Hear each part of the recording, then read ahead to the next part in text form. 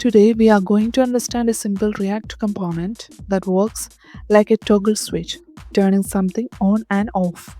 First of all, we import useState from React. useState lets us store and manage data inside a component. Inside the toggle function, we create a piece of state called isOn. It starts as false, which means the toggle is off by default. We also get a function called setIsOn. This function allows us to update the value of isOn.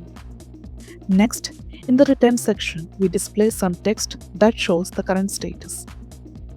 If isOn is true, then the text shows active in green color, and if isOn is false, it shows inactive in red color. This works using something called a ternary operator. A ternary operator is a short way of writing an if-else condition. It checks a condition and chooses one of two values.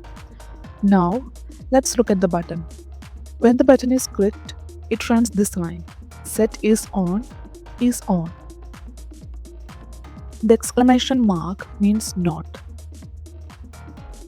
So, if isOn is true, it becomes false.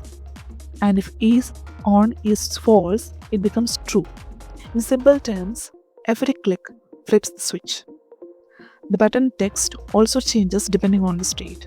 If the toggle is on, the button says switch off. And if it's off, it says switch on. So, overall, this small program stores a state value, displays different text and color based on that state, and updates the state when the button is clicked. This is a basic but powerful example of how state works in React.